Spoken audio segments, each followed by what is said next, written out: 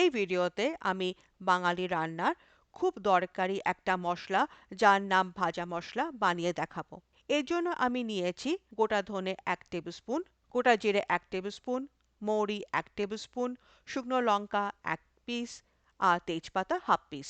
খুব সিম্পল করতে চাইলে মৌরি আর তেজপাতা বাদ দেওয়া যেতে পারে, ঝালটা বাড়ানো যেতে পারে।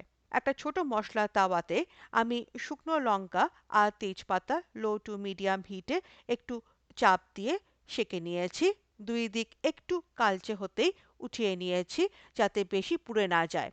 অনেক বাঙালি রেসিপিতে ব্যবহার হয়, যেমন আলু কাবলি, ঘুগনি, চুরমুর, ফুচকা, চাট, শুক্তো, এঁচোড়, মোচা, পাঁচমেশালি তরকারি, লাবড়া ইত্যাদি। যে কোনো রেসিপিতে আলাদা স্বাদ আর সুগন্ধ দেয়। এরপর দিয়েছি গোটা ধনে, লো টু মিডিয়াম হিটে সাঁতলেছি 30 থেকে 40 সেকেন্ডে। তারপর মড়ি দিয়ে 1.5 থেকে 2 মিনিট সাঁতলেছি, বা যতক্ষণ না মশলাগুলো বাদামি রং ধরছে আর খেতে একটু কুড়মুড়ে ভাজা ভাজা লাগছে।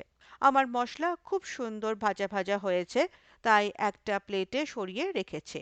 লাস্টে দিয়েছি গোটা জিরে, ভাজা জিরের মতন গাঢ় বাদামি করে সেঁকে নিয়েছি।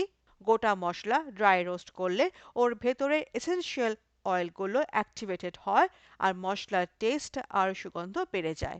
আমার জিরের রোস্ট হয়ে গেছে। এটা প্লেটে 2 থেকে 3 মিনিট ঠান্ডা করে নিয়েছি। ঠান্ডা হবার পর গ্রাইন্ডারে মিহি করে পিষে নিয়েছি। আমার 7 টিস্পুনের মতন মশলা হয়েছে। এটা আমার 2 সপ্তাহ চলে যাবে, কারণ রান্নাতে 1/4 টিস্পুন থেকে 1 টিস্পুন লাগে। অনেক দিন ফ্রেশনেস, স্বাদ আর গন্ধ ধরে রাখার জন্য এয়ারটাইট জারে মশলা রাখি। বাড়িতে বানিয়ে আমাকে জানিও কেমন হয়েছে। আমি আবার ফিরবো একটা নতুন শর্ট ভিডিও নিয়ে। এখন টাটা।